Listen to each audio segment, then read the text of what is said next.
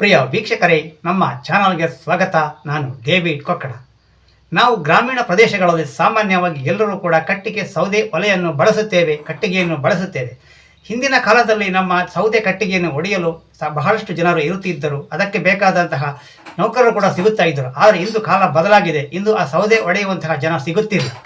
ಆದ್ದರಿಂದ ಅದಕ್ಕೆ ಒಂದು ಪರ್ಯಾಯ ವ್ಯವಸ್ಥೆಯನ್ನು ನಾವು ಕಂಡುಕೊಳ್ಳುವುದು ಬಹಳಷ್ಟು ಅಗತ್ಯ ಮತ್ತು ಅನಿವಾರ್ಯವಾಗಿದೆ. ನಿಮಗೆ ಎಲ್ಲರ ಒಂದು ಮಾಹಿತಿ ಇರಲಿ ಮತ್ತು ಇದೊಂದು ಶೈಕ್ಷಣಿಕ ಉದ್ದೇಶಕ್ಕಾಗಿ ಈ ಒಂದು ಮಾಹಿತಿಯನ್ನು ಹೆಚ್ಚು ಜನರಿಗೆ ತಲುಪಿಸುವ ಉದ್ದೇಶದಿಂದ ಈ ಒಂದು ವಿಡಿಯೋವನ್ನು ಮಾಡುತ್ತಿದ್ದೇನೆ. ಪ್ರಿಯ ವೀಕ್ಷಕರೇ, ಮುಖ್ಯವಾದ ವಿಷಯ ಏನು ಎಂದು ಹೇಳಿದರೆ, ಇತ್ತೀಚಿನ ದಿನಗಳಲ್ಲಿ ಒಂದು ಯಂತ್ರ ಬಂದಿದೆ. ಆ ಯಂತ್ರವು ಒಬ್ಬ ವ್ಯಕ್ತಿಯು ಒಂದು ದಿನದಲ್ಲಿ ಮಾಡುವ ಕೆಲಸವನ್ನು ಕೇವಲ 2 ಗಂಟೆಗಳಲ್ಲಿ ಮಾಡಿ ಮುಗಿಸುತ್ತದೆ. ಅದೇ ಸೌದೆ ಒಡೆಯುವ ಯಂತ್ರ, ಸೌದೆ ಯಂತ್ರ, ಕಟ್ಟಿಗೆ ಒಡೆಯುವ ಯಂತ್ರ ಎಂದು ನಾವು ಹೇಳಬಹುದು.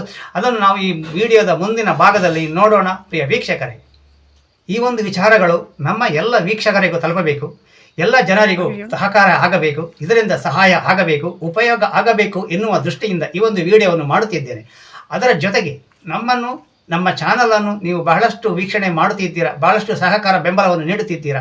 ಆದರೆ ಇನ್ನು ಮುಂದಿನ ದಿನಗಳಲ್ಲಿ ನಮಗೆ ಹೆಚ್ಚು ಬೆಂಬಲ ಸಹಕಾರ ಬೇಕಾಗುತ್ತದೆ.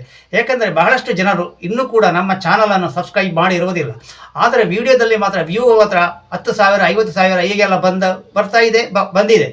ಆದರೆ ಆ ಒಂದು ಮಟ್ಟದಲ್ಲಿ ಸಬ್ಸ್ಕ್ರೈಬರ್ಗಳ ಸಂಖ್ಯೆ ಏರುವುದನ್ನು ನಾವು ಕಾಣುತ್ತಾ ಇಲ್ಲ.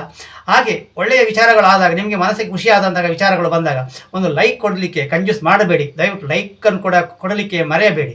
ಹಾಗೆ ನಮ್ಮ ಈ ವಿಡಿಯೋ ವಿಚಾರಗಳು, ಕಾಂಟೆಂಟ್ ಕ್ರಿಯೇಷನ್ಗಳು ಜನರಿಗೆ ಒಳ್ಳೆಯದಾಗಬೇಕು, ಸಹಕಾರ ಆಗಬೇಕು, ಇದರಿಂದ ಪ್ರಯೋಜನ ಆಗಬೇಕು ಎನ್ನುವಂಥ ಉದ್ದೇಶದಿಂದ ನಾವು ಬಹಳ ಕಷ್ಟಪಟ್ಟು ಈ ಕಾಂಟೆಂಟ್ಗಳನ್ನು ಕ್ರಿಯೇಟ್ ಮಾಡುತ್ತೇವೆ.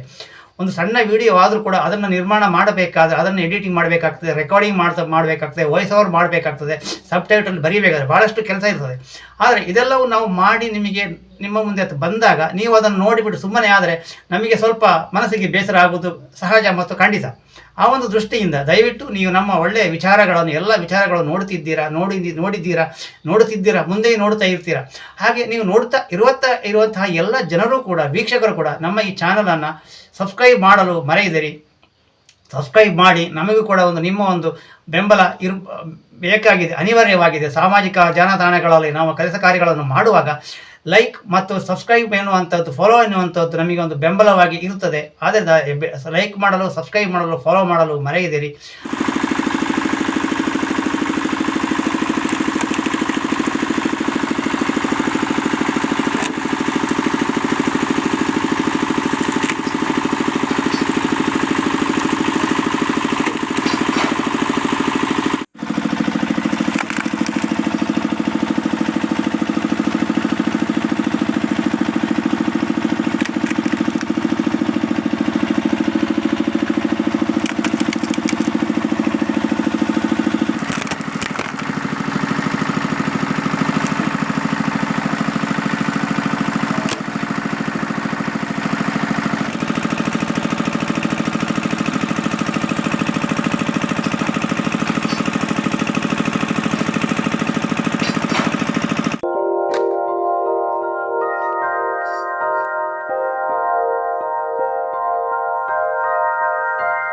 ಹಾಗೆ ವಿಡಿಯೋ ನೋಡಿದ್ದಕ್ಕೆ ಧನ್ಯವಾದಗಳು. ಎಲ್ಲರಿಗೂ ಶುಭವಾಗಲಿ. ಹಾಗೆ ನಮ್ಮ ಈ ಚಾನಲನ್ನು ಲೈಕ್ ಮಾಡಲು, ಶೇರ್ ಮಾಡಲು, ಸಬ್ಸ್ಕ್ರೈಬ್ ಮಾಡಲು ಮರೆಯದಿರಿ.